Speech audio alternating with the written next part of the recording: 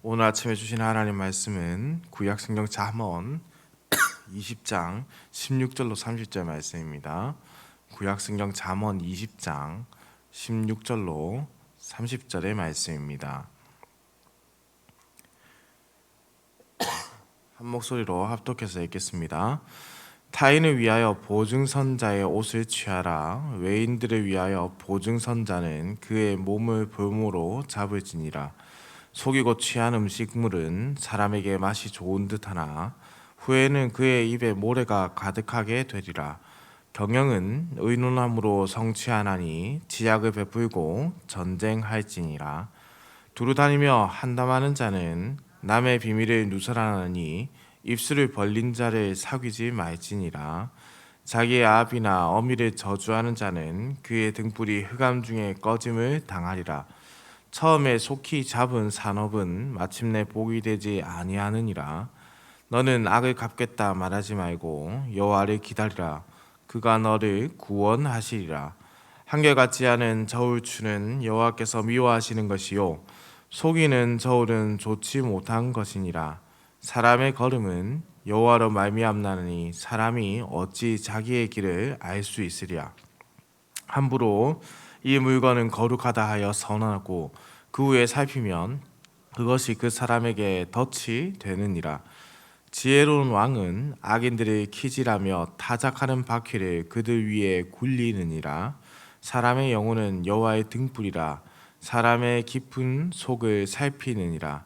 왕은 인자와 진리로 스스로 보호하고 그의 왕위도 인자함으로 말미암아 경고하리라. 젊은 자의 영화는 그의 힘이요 늙은 자의 아름다움은 백발이니라. 상하게 때리는 것이 악을 없이 하나니 매는 사람 속에 깊이 들어가느니라. 아멘. 오늘 본문 말씀은 그리스도인의 상호작용이라고 할 수 있는 교제에 대한 부분을 담고 있습니다. 우리는 사람을 대할 때에 상황적인 것과 더불어서 금전적인 부분까지, 그러니까 전 영역에서 만남이 이루어질 수밖에 없고 그 만남 속에서 우리는 살아갈 수밖에 없습니다. 사람은 사회적인 관계를 하지 않고는 살아갈 수 없다는 뜻입니다. 그리고 이러한 사회적인 관계를 지혜롭게 하지 않을 때 그 어떤 일을 경험하게 되고 그러한 이들이 반복되면서 때로는 큰 공경에 빠지게 되기도 합니다. 오늘 본문 말씀은 그래서 그리스도인들이 사람을 어떻게 대하여야 하는지 그 방법을 알려주는 말씀입니다. 16절의 말씀은 보증에 대한 부분인데요. 잠언의 말씀은 보증에 대해서 강력하게 경고합니다. 이전 6장 1절, 11장 15절, 17장 18절의 내용이 그러한데요. 본문은 여기에 타인이라는 표현과 외인들이라는 표현을 사용하고 있는데 여기서 이 타인이란 낯선 자를 가리키고 외인들이란 이방인, 그러니까 외국 사람을 가리킵니다. 유대인이 아니라는 것은 자기의 소속된 지파가 아니라는 것이죠. 따라서 여기에 기록된 이 보증을 주어서 안 되는 사람은 잘 알지 못하는 사람이라 자신과 아무런 관계가 없는 자들을 뜻합니다. 보증을 서게 될 경우에 담보물이 있어야 하는데요. 신명기 24장 10절에서 13절의 말씀을 보면 내 이웃에게 무엇을 구워줄 때에 너는 그의 집에 들어가서 전당물을 취하지 말고 너는 밖에 서 있고 내게 구우는 자가 전당물을 밖으로 가지고 나와서 내게 줄 것이며 그가 가난한 자이면 너는 그의 전당물을 가지고 자지 말고 해질 때에 그 전당물을 반드시 그에게 돌려줄 것이라. 그리하면 그가 그 옷을 입고 자며 너를 위하여 축복하리니 그 일이 내 하나님 여호와 앞에서 내 공의로움이 되리라 라고 미리 말씀하셨습니다. 다음 날이 될 때까지 담보물을 가지고 있지 말라는 말씀입니다. 왜냐하면 가난한 자의 경우에 이 담보물이 그 당시에는 생명과도 직결되는 문제를 다루고 있기 때문입니다.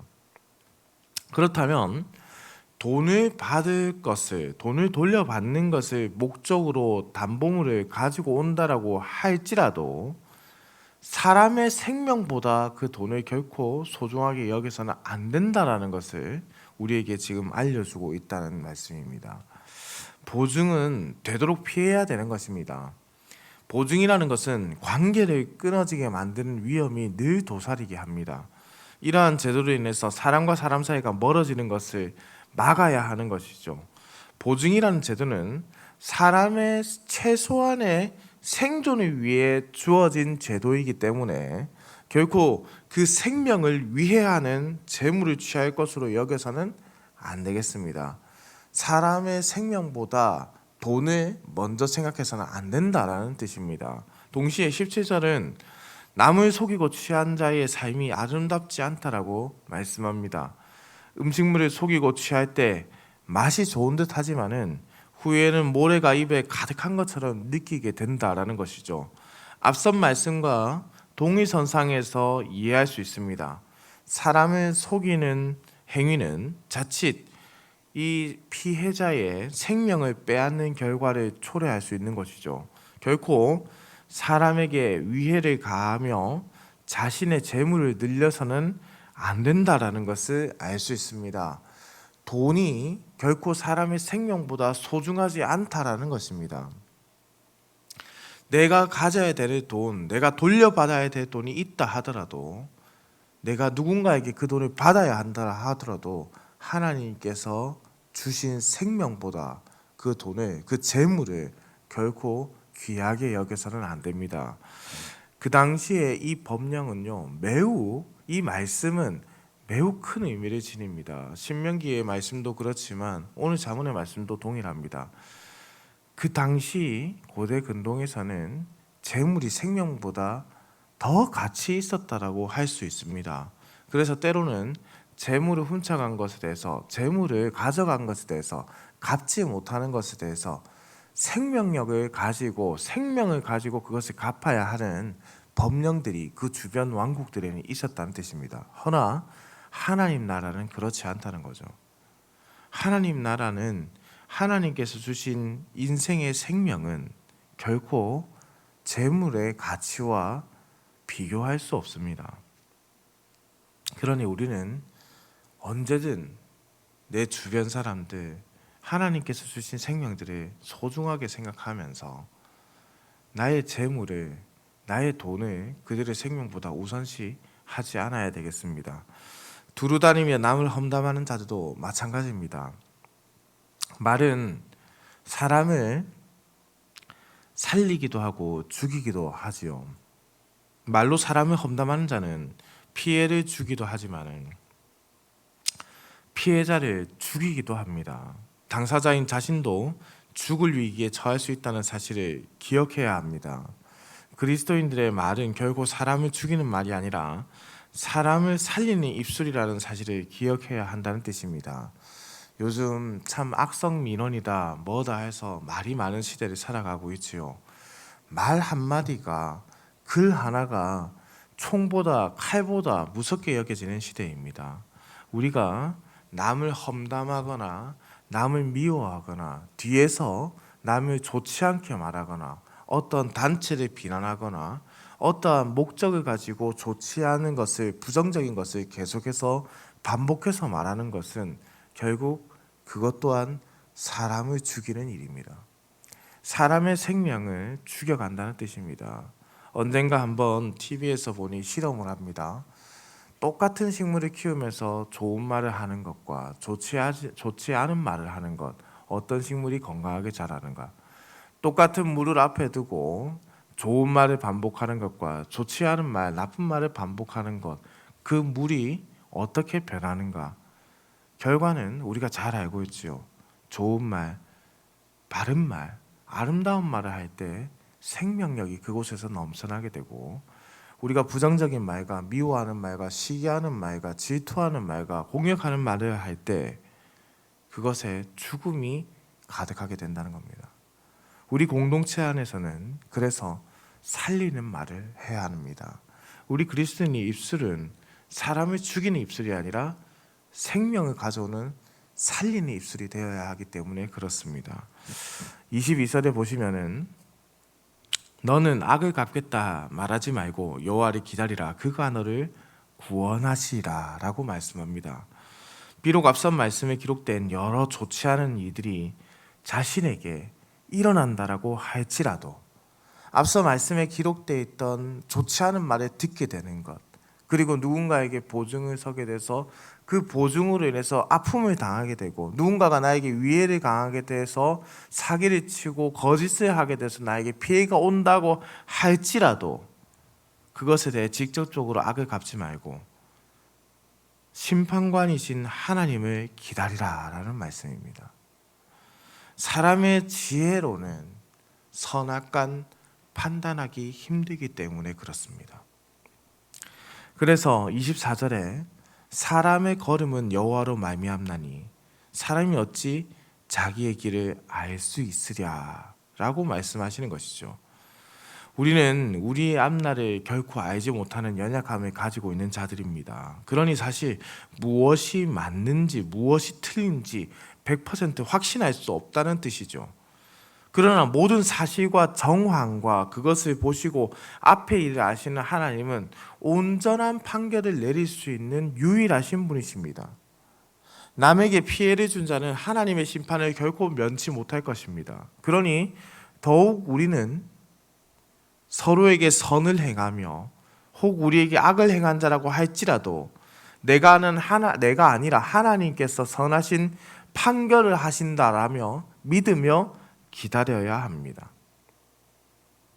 언젠가 제가 한번 예화로 말씀드린 적이 있는데, 제가 신학대학원에 있을 당시에 한 친구가 항상 주머니에 손을 넣고 다니고 있는 겁니다. 사람에게 인사할 때도 한쪽 손을 넣고 인사를 합니다. 참 그 친구를 보면서 모든 사람이 건방지다라고 생각했습니다. 어떻게 어른한테 인사할 때도 주머니에 손을 꽂고, 저런 사람이 전도사고 저래 갖고 어떻게 사역을 하실까, 그렇게 생각은 하고 있었지만은 또 입 밖으로 내는 것이 바르지 않다라고 생각했기 때문에 말을 하지 않고 있었습니다. 그런데 금요일이 되면은 저희가 전도사들이 돌아가며 그 학년에 그 새벽 기도를 인도하게 됩니다. 어느 날 그 친구가 지금 이제 목사님이죠. 제 동기 목사님이 그날 새벽 기도 설교를 하는 겁니다. 그때 이분이 이런 말을 합니다. 제가 주머니에 손을 넣고 다닐 때에 우리 동기들이 그 누구도 저를 향해서 나쁘게 말하지 않아서 참 감사했습니다. 제가 주머니에 손을 넣는 이유는 어렸을 때 팔을 크게 다쳐 절단되었던 적이 있는데, 그래서 팔에 힘이 온전하지 않아서 늘 주머니에 손을 넣고 다녀야 했습니다. 때로는 그 일로 인해서 많은 사람들에게 오해를 받았지만 우리 신학대학원 동기들은 항상 저를 생각해주고 이해해줘서 늘 감사했습니다. 그 말을 듣는데 마음이 얼마나 아프고 미어지는지 모릅니다. 모든 동기들이 그 말을 듣고 큰 반성을 했습니다. 눈에 보이는 것만 가지고 사람을 판단할 수 없고, 눈에 보이는 것으로 우리는 그 사람에 대해서, 상황에 대해서 온전하게 판단할 수 있는 능력이 주어져 있지 않습니다. 그러니 오늘 말씀이 우리에게 알려주시는 겁니다. 여호와를 기다리라. 그가 너를 구원하실 것이다. 너희가 하지 못하고 보지 못하는 것을 보게 하시고 깨닫게 하시고 반드시 그것을 해결해 주실 것이다 라는 거예요. 우리는 선악간 판단할 수 있는 능력이 주어지지 않았다는 것을 기억해야 합니다. 모든 것은 하나님이 보시고 하나님이 반드시 판결을 내리십니다. 27절의 말씀입니다. 사람의 영혼은 여호와의 등불이라 사람의 깊은 속을 살피느니라. 여기에 사용된 단어는 창세기 2장 7절에 사용된 하나님이 아담의 코에 불어넣은 생기라는 단어와 동일합니다. 하나님은 사람의 생명의 주관자이실 뿐이 아니라 그것을 주관하시며 그 모든 것에 등불을 켜보실 수 있는 분이십니다. 사람의 양심을 통하여 마음속 깊은 곳을 알 수 있고 동일하게 하나님과 깊이 있는 교제를 할 수 있는 것이죠. 그러니 우리는 우리의 모습에서 하나님께서 주신 등불을 잘 활용해야 합니다. 우리와 함께 하신 성령께서 무엇이 바른지 그른지 그 등불을 켜 우리에게 보여주시도록 우리는 늘 기도하면서 진실한 사랑과 인애 그리고 지혜를 강구해야 하는 것이죠. 늘 섬기는 자세를 가지면서 힘으로 억누르는 자가 아니라 힘이 부족한 노인이라도 연소한 자라도 지혜롭게 대하며 관용과 인애를 베풀어야 한다는 말씀입니다. 사랑하는 흥덕향산교회 성도님들, 사람은 누구나 남에게 기댈 수밖에 없는 존재입니다. 우리는 모두 짐이 되도록 설계되었다. 존 스토트 목사님의 말씀입니다. 태어날 때 부모에게 짐이 되었고, 그래서 아무것도 할 수 없는 그 아기가 기저귀까지 갈아줘야 되는 그런 모습으로 태어나게 되고, 나이가 들으면은 힘이 부족하여 또 남에게 기대어야 하는, 그야말로 평생을 남에게 기대며 살아갈 수밖에 없는 짐이 되어 있지요. 우리는 살면 누군가에게 늘 짐이 되지만은 동시에 그 짐이 의도적인 짐이 되어서는 안 됩니다. 남을 해하거나 피해를 주는 행동이 아니라 우리 안에 등불을 켜서 하나님의 빛을 세상에 비추고 지혜와 인자 그리고 사랑으로 모두를 대해야 됩니다. 그래서 짐이 되어야 됐다. 짐이 되었다. 우리 모두는 짐이 되도록 설계되었다라는 것은 서로에게 기댈 수 있게 설계되었다라는 겁니다. 서로에게 기댈 수 있게, 서로를 공격하게가 아니라 서로에게 기댈 수 있는 존재, 서로가 기대서 하나 되는 존재가 되었다는 것이죠. 오늘 하루 이 지혜의 말씀을 우리가 붙잡기를 원합니다. 은혜롭게 이 지혜의 말씀을 붙잡고 행하는 자가 되기를 소망합니다. 주의 뜻 안에 거하는 하루가 되어야 되겠습니다. 하나님 말씀 안에 살아가는 하루가 되어야 되겠습니다. 그러니 우리는 더욱더 하나님의 말씀을 온전히 붙잡기를 소망합니다. 사랑하는 흥덕향산교회 성도님들, 하나님이 아십니다. 하나님께서 보응하십니다. 그러니 우리는 선악간 판단하지 말고 반대로 우리가 남에게 위해를 가해서도 안 되겠습니다. 누가 나를 미워한다 하더라도 그 사람을 하나님의 마음으로 사랑할 수 있도록, 누가 나에게 피해를 주었다 하더라도 우리는 그 상황 자체를 다 알 수 없으니 하나님의 판단을 기다려야 합니다. 하나님께서 무엇을 나에게 원하시는가? 오늘 이 기도의 자리에서 하나님의 마음을 알고 하나님의 정의와 공의가 세워지기를 간절히 간구하고, 그렇게 오늘 하루를 우리가 살아내기를 우리 주님의 이름으로 축원합니다. 기도드립니다. 사랑과 은혜가 풍성하시며 인간의 생사화복을 주관하시는 살아계시는 우리 하나님 아버지, 우리에게 늘 변치 않는 사랑과 자비 그리고 인애를 베풀어 주심에 감사와 찬송을 올려드립니다. 우리에게 베푸신 놀라운 사랑을 기억하면서 우리로 하나님 나라가 확장되도록 우리 자신을 죽이며 늘 하나님의 은혜의 말씀 안에 살게 하여 주시옵소서. 하나님 아버지, 오늘도 우리가 주님께서 원하시는 기도의 자리로 나왔습니다. 개인적인 기도의 제목들, 교회와 하나님 나라를 향한 기도의 제목들을 가지고 나왔사오니 주께서 우리의 기도를 들어주시고 늘 하나님의 뜻이 무엇인지를 밝히 분별하여 온전하게 주님의 뜻을 행할 수 있도록 기도 가운데 성령께서 역사하여 주시옵소서. 하나님 아버지, 담임 목사님이 휴가 중에 있습니다. 이 휴가의 기간 동안에 주께서 영과 육이 소생되고 생명의 힘을 얻고 돌아올 수 있도록, 성령의 지혜와 명철을 다시금 누리고 돌아올 수 있도록 온전히 회복되는 시간으로 인도하여 주시옵소서. 오늘 하루도 운전하는 모든 성도들의 운전대를 붙잡으시고 들어가거나 나가거나 복을 누리게 하시며 주의 권능 안에 거하는 삶이 되게 하여 주시옵소서. 감사드립니다. 살아계신 우리 주 예수 그리스도의 이름으로 기도드립니다. 아멘.